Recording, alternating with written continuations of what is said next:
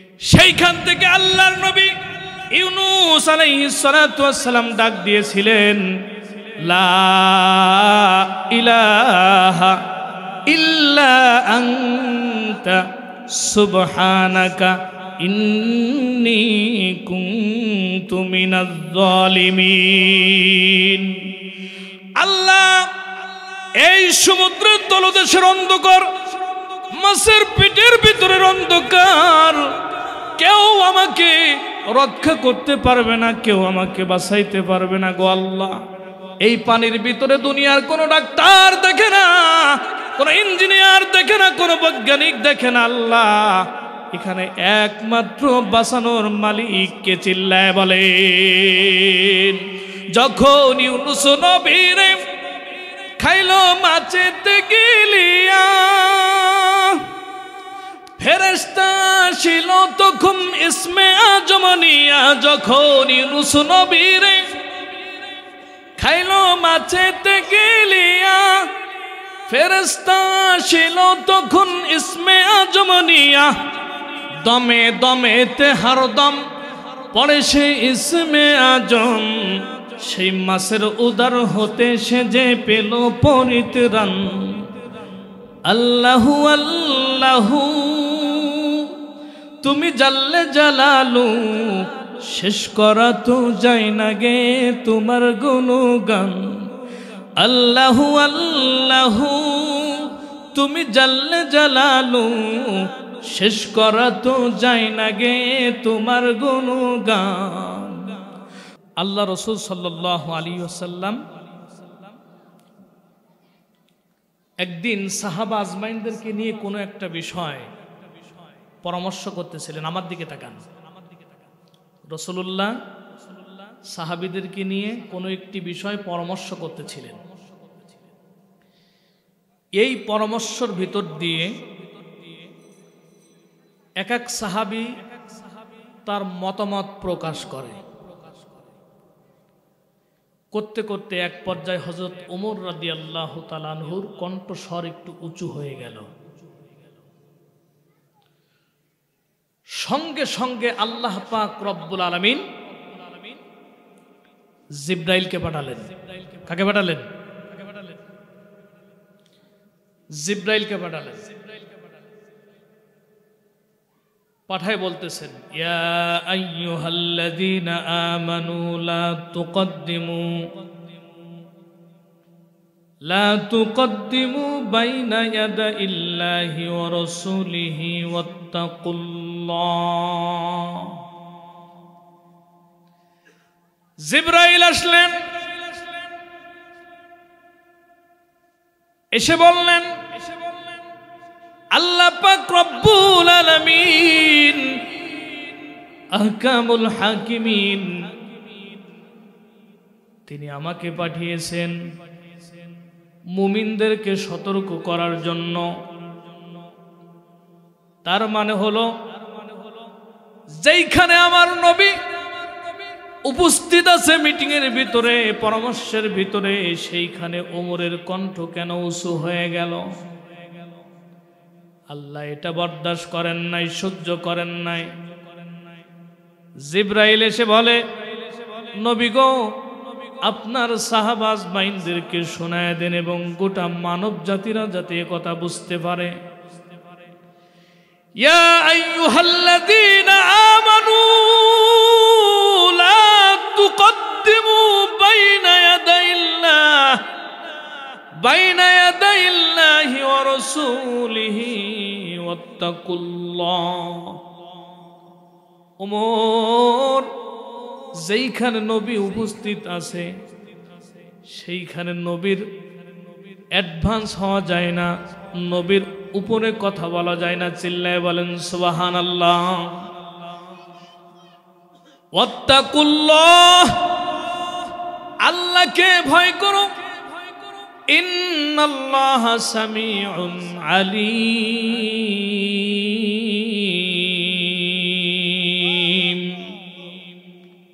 আল্লাহ সব শোনেন, আল্লাহ সব জানেন। পরবর্তীতে আল্লাহ কি কয় দেখেন, ইয়া আইয়ুহাল্লাযীনা আমানু লা তারফাউ আসওয়াতাকুম ফাওকা সাওতিন নবী ওয়ালা তাজহারু লাহু বিল কওলি কাজহরি বা'দিকুম লিবা'দ। আমি আপনাদেরকে বুঝাইতে চাচ্ছি এই কথা, নবী যেখানে উপস্থিত আছে, আল্লাহর নবী যেখানে স্বয়ং উপস্থিত আছে, সেইখানে জোরে কথা বলা যায় না, নবীর উপরে কথা বলা যায় না। আল্লাহ এটাকে বরদাস্ত করেন নাই, আল্লাহ এটাকে সহ্য করেন নাই। আমার নবীকে আল্লাহ তাআলা এত বেশি ভালোবাসতেন, নবীর অসম্মান হোক, নবীর মর্যাদার হানি হোক, আল্লাহ পাক রব্বুল আলামিন এইটা কোনো সময় বরদাস্ত করতেন না। একটু চিল্লায় জোরে বলেন সুবহানাল্লাহ। আল্লাহ তাআলা এটা বরদাস্ত করতেন না। আদম আলাইহিস সালাতু ওয়াস সালাম থেকে নিয়ে হযরত ঈসা আলাইহিস সালাতু ওয়াস সালাম পর্যন্ত যত পয়গম্বরের কাছে জিবরাইল যতবার আসছে, সব মিলাইয়া আমার নবীর কাছে বারবার বারবার তার চেয়ে তো অনেক বেশিবার বেশি আসছে। চিল্লায় বলেন সুবহানাল্লাহ। দহদ আমাদ বা আদম ও সার ইদরিস পাঞ্জেনু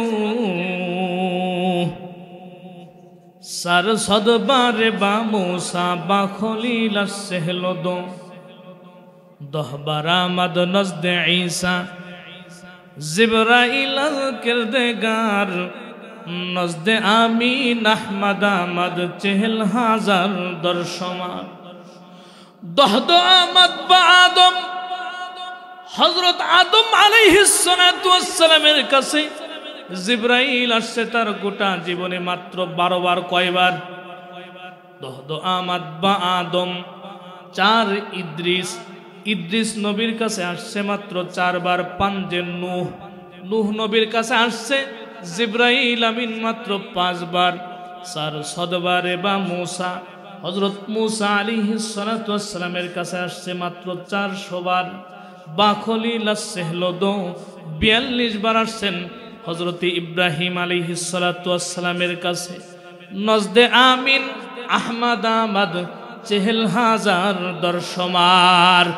আর আপনার আমার নবী নূহ নবীর মতো হায়াত পাই নাই। আল্লাহ পাক রব্বুল আলামিন মাত্র 63 বছর হায়াত দিয়েছিলেন। এই হায়াতের ভিতরে আল্লাহ পাকের পক্ষ থেকে হযরত জিবরাইল আলাইহিস সালাতু ওয়াস সালাম নবীর কাছে আসছে 40,000 বার। চিল্লায়ে বলেন সুবহানাল্লাহ। শুনবেন তো কিছু সময়? ঝিমাই গেছেন, কত তাড়াতাড়ি ঝিমাইলে হবে? আর যুবকরা কই? সে যুবকেরা তো কেউ নেই, সব মনে হয় মুড়ির দোকানে নাকি। কয়দিন আগে বয়ান করতেছি, আমার বললো যে হুজুর অপসংস্কৃতির বিষয় একটু, যুবকদের বিষয় একটু বললেন। আমি বলতেছি যে আগামী কেবল বলবো যে এই মাসটা চলতেছে ফেব্রুয়ারি মাস, আর ফেব্রুয়ারি মাসের 14 তারিখে মানে কুসংস্কার বুঝাইতে যাব যে ফেব্রুয়ারির মাসের 14 তারিখে একটা দিন আছে, ভ্যালেন্টাইন্স ডে আছে না? 14ই ফেব্রুয়ারি বিশ্ব ভালোবাসার দিবস। এই পর্যন্ত বলে সারা করতে পারি নাই।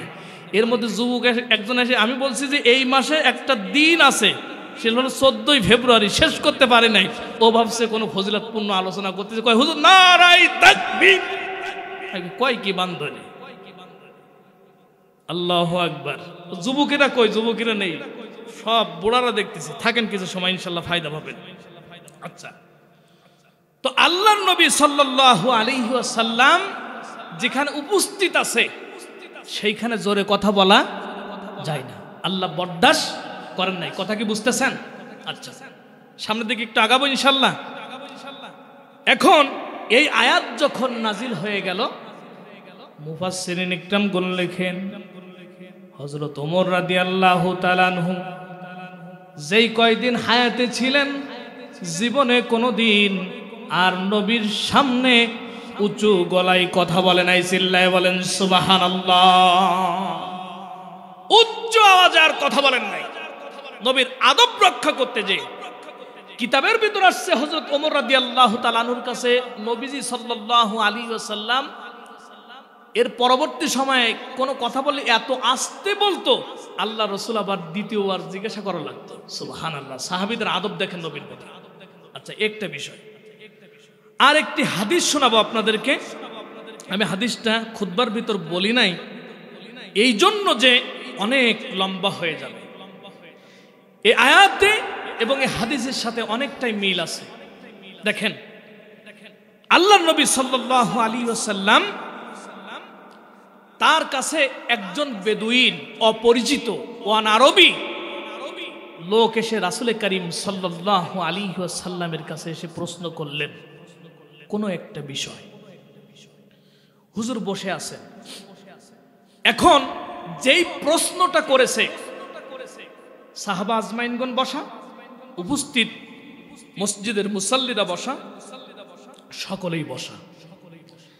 আল্লাহর নবী সাল্লাল্লাহু আলাইহি ওয়াসাল্লামের কাছে যে প্রশ্নটা করা হয়েছে, এই প্রশ্ন কোনো যুক্তিসঙ্গত কোনো প্রশ্ন না। এক, দুই নাম্বার, এই প্রশ্ন আখিরাতের কোনো প্রশ্ন না। এই প্রশ্ন কোনো মিজানের কোনো প্রশ্ন না। এই প্রশ্ন কোনো ইসলামের কোনো প্রশ্ন না। এই প্রশ্ন কোনো দ্বীনের সাথে সম্পর্কিত বিষয় কোনো প্রশ্ন না। স্বাভাবিক অবস্থায় কিতাবের ভিতর আসছে, আল্লাহ রসুল সাল্লাল্লাহু আলাইহি ওয়াসাল্লামের চেহারাটা বিবর্ণ হয়ে গেছে, লাল হয়ে গেছে রাগে। কারণ কি কন্ত? কারণ যেই প্রশ্নটা করছে, এই প্রশ্ন দ্বীনের সম্পর্কিত কোনো বিষয় না। না আছে আখিরাতের সাথে কোনো সম্পর্ক, না আছে কবরের সাথে কোনো সম্পর্ক, না ফুলসিরাতের সাথে, না মিজানের সাথে কোনো সম্পর্কই নাই। এই প্রশ্ন শুনে আল্লাহ রসুল সাল্লাল্লাহু আলাইহি ওয়াসাল্লামের চেহারা লাল বর্ণ হয়ে গেছে। আমাদের সমাজে কিছু লোক দেখবেন যে ইমাম সাহেব বসে আছে মসজিদে, তা চিন্তা করে মুরব্বী একজন যে ইমাম সাহেব তো বসে আছে, কিভাবে ইমাম সাহেবকে একটু ঠকানি দেওয়া যায়। ঠকানি বোঝেন তো? মানে ইমাম সাহেব এমন একটা প্রশ্ন করবো, না পারলে তো ঠকছে। এখন যে প্রশ্ন করে, হুজুর কন্ত, হযরত নূহ আলাইহিস সালাতু ওয়াসসালামের নৌকার ভিতরে সর্বশেষ নাম ছিল কে আর উঠছিল কে? আচ্ছা বলেন, এইটা কি কোনো প্রশ্ন? কয় হুজুর নূহ আলাইহিস সালাতু ওয়াসসালামের দাদির নাম কি? আচ্ছা বলেন, এটা কি কোনো জানার কোনো বিষয়? আমি তো আমার নিজের দাদির নামও অনেক সময় বলতে পারি না, হুট করে কেউ প্রশ্ন করল।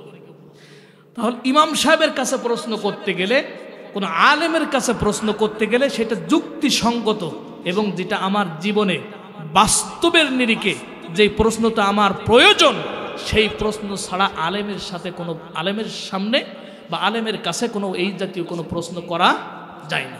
তো হুজুরের চেহারাটা লাল বর্ণ হয়ে গেলেন, চেহারা বিকৃতি ঘটে গেল। কিতাবের ভিতর আসছে ডালিমের যে রং এরকম লাল বর্ণ হয়ে গেছে। সাহাবা আজমাইনগণ এই দৃশ্য দেখছে যে রাসূল করিম সাল্লাল্লাহু আলাইহি ওয়াসাল্লামের চেহারা লাল বর্ণ হয়ে গেছে। আচ্ছা, এখন এরপরে সাহাবা আজমাইনগণ তারাও ভয়ে আর রাসূলের কাছে কোনো প্রশ্ন করত না। এটা চলতেছে ইসলামের প্রাইমারি যুগ, প্রথম জামানা, প্রথম দিকে। এখন ইসলামের যে সময় প্রথম যুগ, প্রথম জামানা, তখন বলেন তো অনেক কিছু জানার বিষয় আছে না নাই? আছে তো। কিন্তু সাহাবা আজমাইনগণ প্রশ্ন করতেছেন না। কেন করতেছেন না? ওই যে হুজুর রেগে আছে তাই প্রশ্ন করতেছে না। এখন প্রশ্ন করতেছে না, কিন্তু সাহাবা আজমাইনগণের দিলের তামান্না, মনের খায়েশ যে আমরা তো পরিস্থিতি সম্পর্কে অবগত, আমরা জানি রাসূলুল্লাহ সাল্লাল্লাহু আলাইহি ওয়াসাল্লাম রেগে আছেন এবং তার কাছে কোনো অযৌক্তিক প্রশ্ন করা যাবে না। এমনকি ভয়ে যৌক্তিক প্রশ্নও করতেছেন না। এমত অবস্থায় তাদের মনের খায়েশটা কি, তামান্নাটা কি? যদি বাইরের থেকে কেউ, তো রাসূল করিম সাল্লাল্লাহু আলাইহি ওয়াসাল্লাম আমাদের যে এই পরিবেশ হয়ে গেছে এটা তো আর কেউ জানে না। অতএব বাইরের থেকে যদি কেউ এসে রাসূল করিম সাল্লাল্লাহু আলাইহি ওয়াসাল্লামের কাছে এসে প্রশ্ন করত দিন সম্পর্কে, ইসলাম সম্পর্কে, ঈমান সম্পর্কে, মাঝখান থেকে আমরা জেনে নিতাম। সুবহানাল্লাহ বলবেন না? এখন এক বেদুইন আসলো। এবার হাদিসটা আমি আপনাদেরকে শোনাই। দেখেন এই হাদিসটি হযরত ওমর রাদিয়াল্লাহু তাআলা আনহু থেকে বর্ণিত। হযরত ওমর বলতেছেন, ক্বালা বাইনামা নাহনু ইনদা রাসূলিল্লাহি সাল্লাল্লাহু আলাইহি ওয়াসাল্লাম। হযরত ওমর বলেন, আমরা একদিন আল্লাহর নবী সাল্লাল্লাহু আলাইহি ওয়াসাল্লামের পাশে বসা ছিলাম, নবীজির পাশে আমরা বসা ছিলাম। ইনদা রাসূলিল্লাহি সাল্লাল্লাহু আলাইহি ওয়াসাল্লাম যাতা ইয়াউমিন, একদিন, ইজ তলা আলাইনা রাজুলুন শাদীদু বিয়াজিস সিয়াব, এমন সময় একজন সাদা পরিহিত বস্ত্র অবস্থায় এক আগন্তুক, এক মুসাফির আসলো আল্লাহর নবীর কাছে। একজন আগন্তুক আসলো, অপরিচিত একজন ব্যক্তি আসলো, তার গায়ে সাদা পোশাক। শাদীদু সাওয়াদিশ শা'রি লা ইউরা আলাইহি আসারুস সাফার ওয়ালা ইয়ারিফুহু মিন্না আহাদুন হাত্তা জালাসা ইলান নবী সাল্লাল্লাহু আলাইহি ওয়াসাল্লাম। ওই ব্যক্তির চুলগুলো, দাড়িগুলো বড় পরিপাটি, সুসজ্জিত, সাজানো, আসলানো, চুলগুলো বড় পরিপাটি, জামা কাপড়গুলো বড় পরিষ্কার পরিচ্ছন্ন। সাহাবা আজমাইনগণ বলেন, ওই ব্যক্তি আমাদের বাইরের কেউ এরকম মনে হইতেছে না। কেন মনে হইতেছে না? কারণ বাইরে থেকে যদি কোনো আগন্তুক, কোনো মুসাফির আসে, ও ভাই জার্নি করে যদি আমি সাতক্ষীরা থেকে মোটরসাইকেল নিয়ে আসি, পথের ধুলো আর ময়লা, বলেন তো আমার জামা কাপড়ে লাগবে না? কিন্তু আমার জামা কাপড় দেখেই প্রমাণ করতেছে যে আমি দিয়ানা থেকে আসছি, আমি জার্নি করে আসি নাই। কারণ আমার জামা কাপড়গুলো কি আছে? পরিষ্কার পরিচ্ছন্ন আছে। এখন সাহাবা আজমাইনগণ বলতেছেন যে ওই ব্যক্তি দেখলাম যে তার গায়ে সুন্দর পোশাক, দাড়িগুলো বড় পরিপাটি, আশ্রানো, চুলগুলো বড় পরিপাটি, সুসজ্জিত চুলগুলো আমরা দেখতে পেলাম, কিন্তু ওই ব্যক্তিকে আমরা চিনিও না।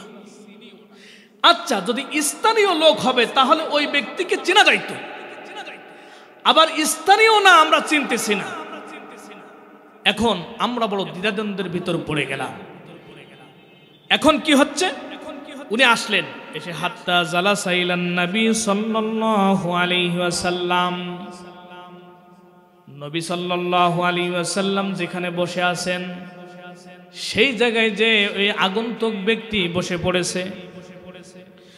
ফাসনাদা রুকবাতাইহি ইলা রুকবাতাইহি ওয়া ওয়াদা কাফাইহি আলা ফাকিজাইহি। হযরত ওমর বলেন, আগন্তুক ব্যক্তি এসে আল্লাহর নবী সাল্লাল্লাহু আলাইহি ওয়াসাল্লাম নামাজের সূরাতে, আত্তাহিয়াতুল সূরাতে যেভাবে বসে ওইভাবে বসা ছিলেন। ওই আগন্তুক ব্যক্তি এসে তার এই যে হাঁটু আছে, হাঁটু আর নবীর হাঁটুর সঙ্গে, আত্তাহিয়াতুল সূরাতে বসে নবীর হাঁটুর সঙ্গে হাঁটুটা মিশায় দিয়েছে। চিল্লায়ে বলেন সুবহানাল্লাহ। আর আগন্তুকের হাত দুইটা আল্লাহর নবী সাল্লাল্লাহু আলাইহি ওয়াসাল্লামের রানের উপর রাখছে। হযরত ওমর বলেন, মজার বিষয় হলো ওই ব্যক্তিকে আমরা চিনি না, ওই ব্যক্তিকে আমরা জানি না, তবে দূর থেকে যে আসছে মুসাফিরও মনে হচ্ছে না, কারণ তার জামাগুলো বড় পরিপাটি, চেহারাটা বড় পরিপাটি, দাড়িগুলো উস্কা খুস্কা না, বড় সাজানো আশ্রানো। এমনকি নবী সাল্লাল্লাহু আলাইহি ওয়াসাল্লামের কাছাকাছি এসে সামনাসামনি এসে বসে পড়লেন।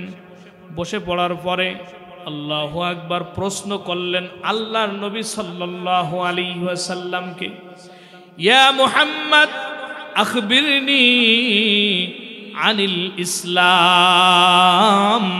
একটু চিল্লায় বলা যাবে কি সুবহানাল্লাহ? ওই কথাটা মনে আছে তো? সাহাবা আজমাইনগণ মনের ভিতরে তামান্না ছিল, আশা ছিল, বাইরে থেকে কোনো আগন্তুক ব্যক্তি আসুক, দিন সম্পর্কে, ইসলাম সম্পর্কে প্রশ্ন করুক, মাঝখানে আমরা জেনে নেব। এখন ওই ব্যক্তি এসে প্রশ্ন করতেছে, ইয়া মুহাম্মদ, হে মুহাম্মদ সাল্লাল্লাহু আলাইহি ওয়াসাল্লাম, আখবিরনি আনিল ইসলাম, হুজুরও ইসলাম কারে কয় এই সম্পর্কে আমাকে একটু জানান। এ প্রশ্ন করতেছে কে ভাই? ওই যে আগন্তুক ব্যক্তি, সাহাবা আজমাইনগণ কিন্তু সেখানে বসা, বলতেছে ইসলাম কারে কয়। আচ্ছা বলেন তো, আমি যদি আপনাদের কাছে প্রশ্ন করি, আপনারা বলেন তো ইসলাম কারে কয়? খবর নাই। তাহলে জানার দরকার আছে না নাই? অবশ্যই আছে। এখন দেখেন, আল্লাহ রাসূল সাল্লাল্লাহু আলাইহি ওয়াসাল্লামের কাছে বলছেন যে মুহাম্মদ সাল্লাল্লাহু আলাইহি ওয়াসাল্লাম ইসলাম কারে কয়, আপনি বলুন। ফাকালা রাসূলুল্লাহ সাল্লাল্লাহু আলাইহি ওয়াসাল্লাম, আল্লাহর নবী সাল্লাল্লাহু আলাইহি ওয়াসাল্লাম বলেন, আল ইসলামু আন তাশহাদা আল্লাহ ইলাহা ইল্লাল্লাহ। ভাই ইসলাম কারে কয়? এ কথার সাক্ষ্য দেওয়া আল্লাহ ব্যতীত কোনো মাবুদ নাই, আল্লাহ ছাড়া কোনো ইলাহ নাই, আল্লাহ ছাড়া কোনো জীবনদাতা নাই, আল্লাহ ছাড়া কোনো বিধানদাতা নাই। এ কথার সাক্ষ্য দেওয়ার নাম কি? ইসলাম। আনতাশহাদা আল্লাহ ইলাহা ইল্লাল্লাহ, আল্লাহ এক, অদ্বিতীয় সত্তা, এ কথার সাক্ষ্য দেওয়ার নাম কি ভাই? ইসলাম। কিন্তু দুঃখজনক বিষয় হইলেও সত্য, আমরা এখানে বলছে যে আল্লাহ বাদে কোনো মাবুদ, কোনো ইলাহ, কোনো শক্তিধর কেউ নাই। কিন্তু দুঃখজনক বিষয় হইলেও সত্য, আমরা অনেক সময় বাগেরহাটের মাজারে, এরপরে বিভিন্ন মাজারে, দরগায় আর দুর্গায় আমরা যাই কিনা? আমার মাদ্রাসায় 2টা বটগাছ ছিল। এই বটগাছে মহিলারা এসে সেইখানে ইটির আদলা বাঁধত এবং তাদের চিন্তা চেতনা ছিল যে ইটির আদলা বাঁধলে যাদের সন্তান হয় না, সন্তান দেয়, সন্তান হয়, দেয় হলো বাবা, মাজারে যিনি শুয়ে আছেন তিনি। কি বলবেন? সুবহানাল্লাহ, আলহামদুলিল্লাহ। আচ্ছা, সন্তান দেওয়ার মালিককে? হায়াতের মালিককে? রিজিকের মালিক আল্লাহু আকবার।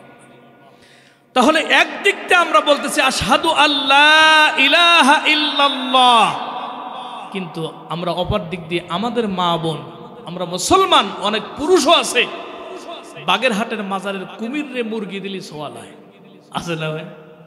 আবার শুনছি যে গাজীর গান দিলে কি হয়, হ্যাঁ, নাকি ছেলে সন্তান হয়। মজার বিষয় হলো, আমার যে মাদ্রাসা ওইখানে গাজী কালুর কবর, আমি শুনছি, আমি জানি না কতদূর সত্য, মানে যে গাজীর ঘোটা যেটা বলে, গাজীর ঘোটার উপরে আমি আছি।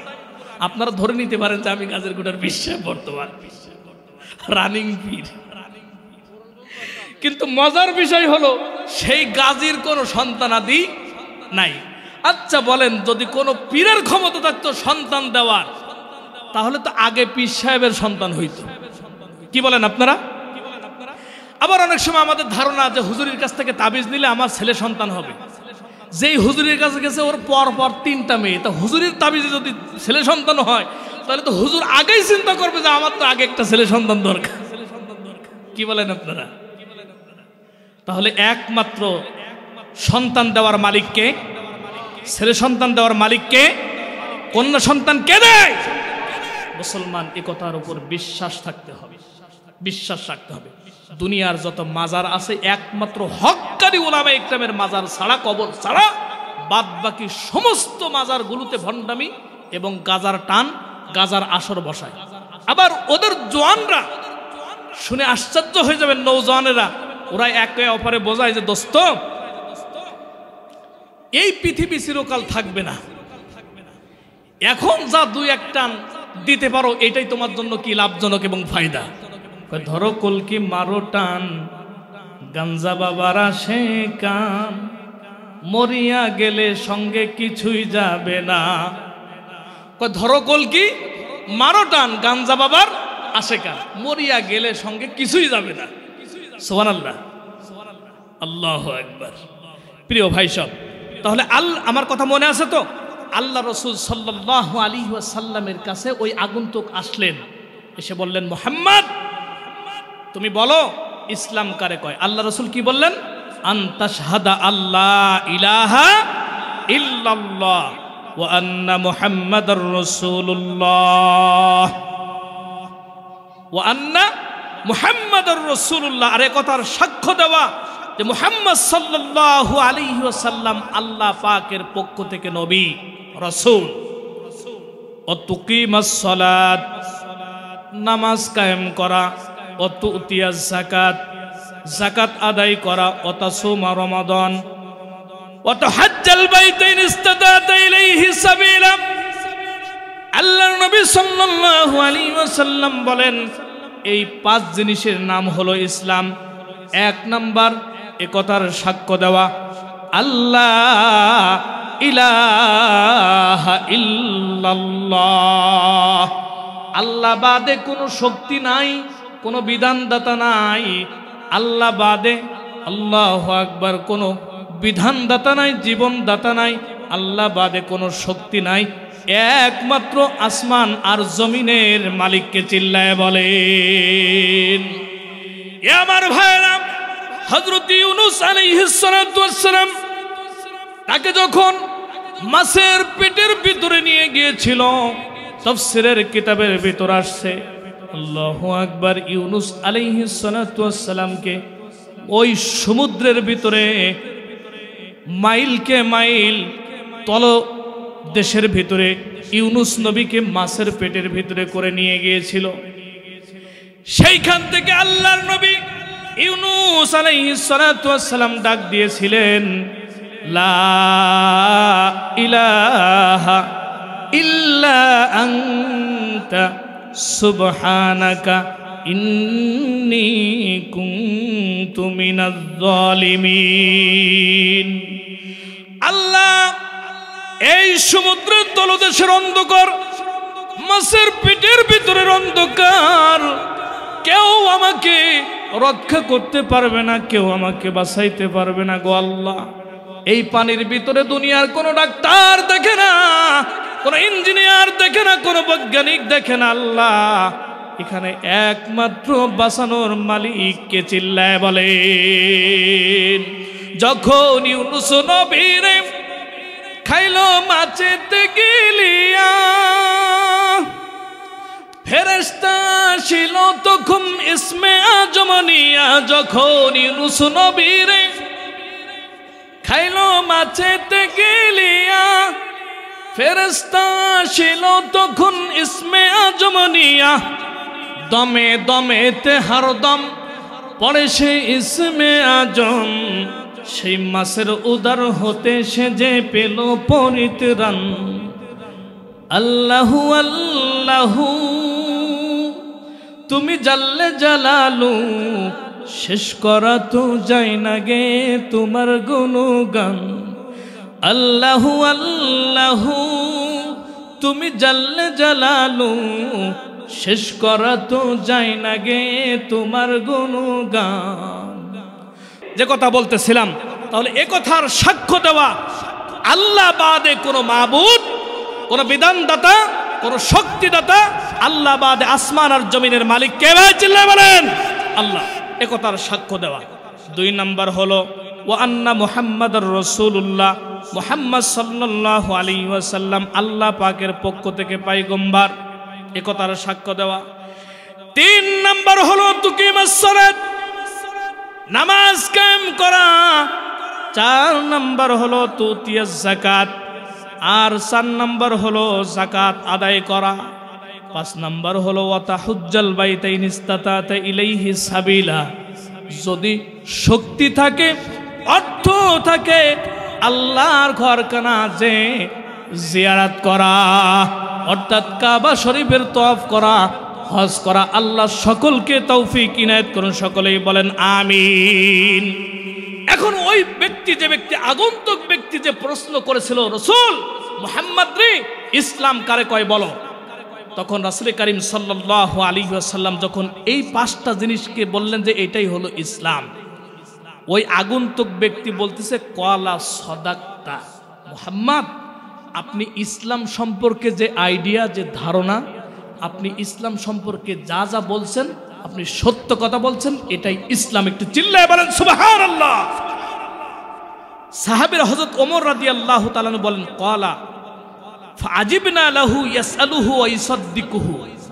আমরা বড় আশ্চর্য হয়ে গেলাম, লোকটা এসে কেমন যেন অজ্ঞের মতো, কিছু জানে না এমন ভাবে প্রশ্ন করে, অথচ বিজ্ঞের মতো জবাব দেয়। তার মানে হলো উনি সার্টিফাই করতেছে, মুহাম্মদ ইসলাম সম্পর্কে আপনি যা বলেছেন যথার্থ বলেছেন, ইসলাম সম্পর্কে আপনি যেটুকু বলেছেন এটাই এনাফ, এটাই যথেষ্ট। আচ্ছা, প্রশ্ন যে সময় করছিল উনি অজ্ঞের মতো, তার মানে আমি কিছু জানি না, কিন্তু সার্টিফাই করতেছে বিজ্ঞের মতো যে আপনি সত্য কথা বলেছেন। হযরত ওমর বলেন যে এই দৃশ্য দেখে আমরা বড় আশ্চর্য হয়ে গেলাম। দ্বিতীয় স্টেপে এসে ওই আগন্তুক ব্যক্তি রাসূল করিম সাল্লাল্লাহু আলাইহি ওয়াসাল্লামের কাছে প্রশ্ন করতেছেন, ক্বালা ফাআখবিরনি আনিল ঈমান। নবী গো, ইসলাম সম্পর্কে যা কিছু জানলাম সঠিক জানলাম, নবী আপনি ঈমান সম্পর্কে আপনি আমাদেরকে একটু জানান, ঈমান কারে কয়? ক্বালা আন তুমিনা বিল্লাহ। রাসূলুল্লাহ সাল্লাল্লাহু আলাইহি ওয়াসাল্লাম বললেন, ও আগন্তুক, ঈমান হলো আল্লাহকে না দেখে বিশ্বাস স্থাপন করার নাম হলো ঈমান। আল্লাহকে না দেখে বিশ্বাস করার নাম হলো ঈমান। ও তুমিনা বিল কদরি, আল্লাহু আকবার। ও তুমিনা বিল্লাহ, আল্লাহকে না দেখার নাম, না দেখে বিশ্বাস করার নাম ঈমান। ও মালাইকাতিহি, ফেরেশতাদেরকে না দেখে বিশ্বাস করার নাম ঈমান। ও কুতুবিহি, আল্লাহ পাকের পক্ষ থেকে নবীদের কাছে যতগুলো রিসালা আসছে, কিতাব আসছে, সবগুলো কিতাবের উপর ঈমান বিশ্বাস স্থাপন করার নাম হলো ঈমান। ও রাসূলিহি, আল্লাহর পক্ষ থেকে আদম আলাইহিস সালাম থেকে নিয়ে ঈসা রূহুল্লাহ পর্যন্ত যত পয়গম্বর আসছে সবগুলো নবীদের উপর বিশ্বাস স্থাপন করার নাম হলো ঈমান। ওয়াল ইয়াউমিল আখির, আর কিয়ামত দিবসের উপরে বিশ্বাস করার নাম হলো ঈমান। ও তুমিনা বিল কদরি, আর তকদিরের উপর বিশ্বাস করার নাম হলো ঈমান। খায়রিহি ওয়া শাররিহি মিনাল্লাহ, ভালো মন্দ তকদিরের ফয়সালাকারীকে চিল্লায় বলে। অনেক মানুষ আছে, বিশেষ করে মা ও বোনেরা, বাড়িতে যদি একটা মুরগি মরে যায় কয় আল্লাহ কি শুধু আমাদেরটা সই দেয়? কি করে ভাই এ বলে না? এগুলো বলা যাবে না। সন্তান যদি নিজেরটা মারা যায় আল্লাহ অন্য কোন বংশার দেখে না, উমুকি তো 11টা সন্তান বড় কিচ্ছু তো হয় না, এক একটা খাইয়ে মসজির মতো, কিন্তু আমারগুলো সই দেখছে আল্লাহ। আল্লাহু আকবার, আমারগুলো চোখে পড়ছে। তাহলে সম্মানিত হাজরিন, তকদিরের ফয়সালাকারী, ভালো মন্দ, সুখ শান্তি, সুস্থতা অসুস্থতা সবকিছু দেওয়ার মালিককে চিল্লায় বলে। এ কথার উপর বিশ্বাস করার নাম ঈমান। অনেকে চিন্তা করে হুজুর টাকা পয়সা আসলে মনে হয় সুখ শান্তি ইত্যাদি দিতে হয়, আল্লাহ তো আমার কিচ্ছু দেয় নাই, ফকির বানায় রাখছে, আর উমুকরে হাজার হাজার কোটি কোটি টাকা দিছে। যে দেখেন একজন রিক্সা চালক, আমি তো প্রায় প্রায় বলে থাকি ভ্যান চালক, ঠেলাওয়ালা, দিন মজুর, সারাদিন কাজ করছে, সন্ধ্যাবেলায় ঈশার সময় এসে পুকুর থেকে গোসল করে গায়ে সরিষার তেল মাখার পরে ও দিছে ঈশার নামাজটা পড়ে সুন্দর করে ঘুম, এক ঘুমে ফজরের আজান, কোনো ঔষধ নাই, পানি নাই, কিচ্ছু নাই, ওর নাকের গর্জনে আপনাদের এই রাস্তার ট্রাকের গর্জন ফেল। চিল্লায় বলেন ঠিক কিনা? অনেক বড় লোককে দেখছি যে ঘুমের 8টা 10টা করে হুজুর এই ওষুধ খাইছি, কয়দিন কাজ করে, এরপর কোনো কাজই করে না, এর চাইতে পাওয়ারফুল ওষুধ খায় তারপরেও কাজ করে না। কোটি টাকার মালিক দেখো অভাব হয় না দূর, গরিব দেখো ঘরে ঘুমাই মনটা বাহাদুর, ফিরাউনের লাশটা দেখো মিশর জাদু ঘরে, মশা মাছি পোকা মাকড় সবাই ঘৃণা করে, উঁচু জায়গার পানি দেখো নিচু জায়গায় যাই, আল্লাহ তাআলা থাকেন সদা নম্রতার হৃদয়। ওরে ভোগবিলাসার গাড়ি বাড়ি পড়ে রবে সব, থাকতে সময় স্মরণ করো, একটু চিল্লায় বলেন কে আমাদের রব। এ আমার মুসলমান ভাইরা, আপনার আমার কোন সময় হায়াতের চালান শেষ হয়ে যাবে, হাদিসটা আমি শেষ করে দেই। এখন যখন বললেন হুজুর এই এরপরে বিশ্বাস করার নাম ঈমান, উনি বললেন সাদাকতা ইয়া মুহাম্মদ, মুহাম্মদ রে আপনি সত্য কথা বলেছেন, ঈমান সম্পর্কে যা বলেছেন আপনি সত্য কথা বলেছেন। আগন্তুক ব্যক্তি আল্লাহর নবী সাল্লাল্লাহু আলাইহি ওয়াসাল্লামের কাছে তৃতীয় প্রশ্ন করে, হুজুর আপনি আমাকে বলেন ফাখবিরনি আনিল ইহসান। হুজুর ইহসান কারে কয়? ইহসান বামানা ইখলাস, তার মানে হলো হুজুর ইখলাস কারে কয়? ক্বালা রাসূলুল্লাহ সাল্লাল্লাহু আলাইহি ওয়াসাল্লাম আন তা'বুদাল্লাহা কান্নাকা তারাহ।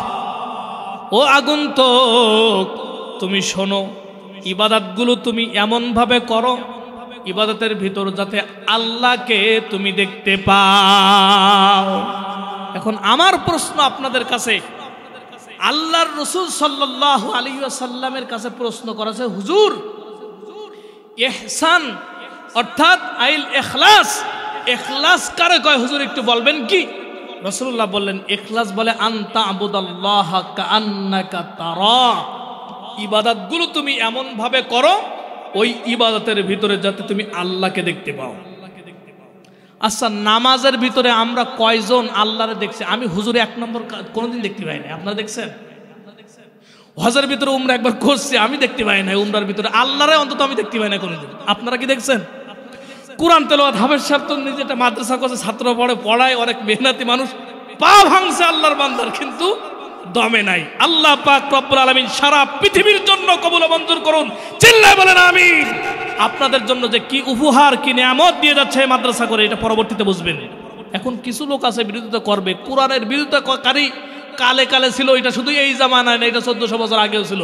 মন খারাপ করার কোনো দরকার নাই, টেনশন করার কোনো দরকার নাই। ওরে মুসলিম ফিরকা পুরুষ, ভয় কেন আজ করিস রণে, কিসের সংখ্যা ছুটে চল আজ জীবন পাবি রণাঙ্গনে, চিল্লায় বলেন ঠিক কিনা? নস নস তুই হিরনস, আসরে তোর অজিও খ্যাতি। ওরে মুসলিম তুই বিশ্বাস কর দুনিয়া মাঝে তুই শ্রেষ্ঠ জাতি। তো যাই হোক, আপনারা কি আল্লাহরে দেখছেন ইবাদতের ভিতরে? কোরআন তেলাওয়াতের ভিতরে দেখছেন? তাহাজ্জুদের ভিতরে দেখছেন? নফল ইবাদতের ভিতরে দেখছেন? কোনো জায়গায় তো আল্লাহরে দেখা যায় না। এখন নবী এটা জানে, আমার গুনাহগার উম্মতগণ নামাজের ভিতরে আল্লাহকে দেখতে পাবে না, আমার গুনাহগার উম্মতগণ তাহাজ্জুদের ভিতরে আল্লাহকে দেখতে পাবে না, আমার গুনাহগার উম্মতগণ হজের ভিতরে দেখতে পাবে না, আমার গুনাহগার উম্মতগণ অন্য অন্য আমলের ভিতরে আল্লাহকে দেখতে পাবে না। রাসূল করিম সাল্লাল্লাহু আলাইহি ওয়াসাল্লাম বলেন, ফাইল্লাম তাকুন তারাহু ফাইন্নাহু ইয়ারা। ও গুনাহগার উম্মতেরা, তাহলে ইবাদতগুলো এমন ভাবে করো, নামাজের ভিতরে যদি তুমি আল্লাহকে দেখতে না পাও, রোজার ভিতরে দেখতে না পাও, কোরআন তেলাওয়াতের ভিতরে দেখতে না পাও, তাহাজ্জুদের ভিতরে দেখতে না পাও, হজের ভিতরে দেখতে না পাও, গুনাহগার উম্মতেরা ইবাদতে দাঁড়ায়া অন্তত পক্ষে এইটা তুমি ভাবো যে আমি যে ইবাদতটুকু করতেছি, আসমানের মালিক আমার রব আমাকে দেখতেছে, চিল্লায় বলেন ঠিক কিনা? তাহলে ইবাদতগুলো এমন ভাবে করা উচিত যে আমার রব আমার মালিক আমাকে দেখতেছে। নামাজ যখন দাঁড়াবো তখন আমি মুতমাইন্না ইতমিনান নিয়ে খুশু খুজুর সহিত নামাজ পড়তে হবে, দান সদকাগুলো ইখলাসের সাথে করতে হবে, অন্য অন্য ইবাদতগুলো ইখলাসের সাথে করতে হবে। হাদিসটা শেষ করে দেই। এরপরে আল্লাহ রাসূল সাল্লাল্লাহু, এটা তো সম্ভব নাকি ভাই? আমি আল্লাহকে দেখতে পাচ্ছি না, কিন্তু আল্লাহ আমাকে দেখতেছে। এরপরে আল্লাহ রাসূল সাল্লাল্লাহু আলাইহি ওয়াসাল্লামের কাছে বলছে, ফাখবিরনি আন আমারাতিহা, হুজুর ফাখবিরনি আনিস সাআহ, কিয়ামত কবে হবে হুজুর এইটা সম্পর্কে আপনি একটু বলুন। রাসূল করিম সাল্লাল্লাহু আলাইহি ওয়াসাল্লাম বললেন, মাল মাসউলু আনহা বিআলামা মিনাস সাইল। আমার কাছে কিয়ামত সম্পর্কে জিজ্ঞাসা করা হয়েছে, ভাই মাত্র 2 মিনিটের ভিতরে শেষ করে দিচ্ছি ইনশাআল্লাহ, যে আমার কাছে জিজ্ঞাসা করা হয়েছে কিয়ামত কবে হবে। উনি রাসূল করিম সাল্লাল্লাহু আলাইহি ওয়াসাল্লাম বলতেছেন যে যে ব্যক্তি আমার কাছে সওয়াল করেছে, প্রশ্ন করেছে, আমি তার চাইতে বেশি জানি না, তার মানে আপনি বেশি জানেন। আচ্ছা, কে বলতেছে এই কথা? রাসূলুল্লাহ সাল্লাল্লাহু আলাইহি ওয়াসাল্লাম বলতেছেন। আচ্ছা, আপনাদের মনের ভিতর আকর্ষণ জাগতেছে না যে ওই লোকটাকে রাসূলের কাছে প্রশ্ন করছে যে কিয়ামত কবে হবে হুজুর বলেন? উনি বলতেছে যে আমার চাইতে আপনি ভালো জানেন, সোজা কথা। তখন রাসূল করিম সাল্লাল্লাহু আলাইহি ওয়াসাল্লাম কিছু কিয়ামতের আলামত বললেন। ভাই এসে গেছেন, ভাইজান আমি হাদিসটা শেষ করে দেব। এরপরে ওই যে আগন্তুক ব্যক্তি সুম্মান তালাকা ফালাবিস্তু মালিয়ান, উনি উঠে গেলেন। আমরা কিং কর্তব্য বিমূঢ় হয়ে গেলাম যে বিষয়টা কি। ওই ব্যক্তিকে উনি উঠে চলে গেলেন, আমরা তাকে চিনি না। আগন্তুক ব্যক্তি, তার দাড়িগুলো বড় পরিপাটি, চুলগুলো বড় সাজানো পরিপাটি, জামা কাপড়গুলো বড় পরিষ্কার পরিচ্ছন্ন লোকটাকে। এখন সবাই যখন উঠে গেছে, আমার মনে, আপনাদের মনে আছে প্রথমেই বলছিলাম আল্লাহ রাসূল সাল্লাল্লাহু আলাইহি ওয়াসাল্লামের কাছে সাহাবা আজমাইন প্রশ্ন করতেছিলেন না। এখন হযরত রাসূল করিম সাল্লাল্লাহু আলাইহি ওয়াসাল্লাম বলতেছেন, ইয়া উমর আতাদরি মানিস সাইল। উমর রে, তোমরা কি জানো, তুমি কি জানো এতক্ষণ পর্যন্ত ঈমান সম্পর্কে, ইসলাম সম্পর্কে, দ্বীন সম্পর্কে, ইহসান সম্পর্কে, কিয়ামত সম্পর্কে আমার কাছে যে ব্যক্তি প্রশ্ন করতেছিল উনি কে? তখন দেখেন হযরত ওমর রাদিয়াল্লাহু তাআলা কি কুলতু আল্লাহু ওয়া রাসূলুহু আ'লাম। হযরত ওমর বললেন যে আমি বললাম যে আল্লাহ এবং তার রাসূল ভালো জানে। আল্লাহর নবী সাল্লাল্লাহু আলাইহি ওয়াসাল্লাম বলেন, ক্বালা ফাইন্নাহু জিবরাইল। একটু চিল্লায় বলেন সুবহানাল্লাহ। ওমর রে, ফাইন্নাহু জিবরিল আতাকুম ইউআল্লিমুকুম দীনাকুম। ওমর রে, এতক্ষণ পর্যন্ত ঈমান সম্পর্কে, ইহসান সম্পর্কে, কিয়ামত সম্পর্কে আমার কাছে এতক্ষণ পর্যন্ত আগন্তুক ব্যক্তি এসে যে প্রশ্ন করতেছিল উনি আর কেউ না, উনি হলেন হযরতে জিবরাইল।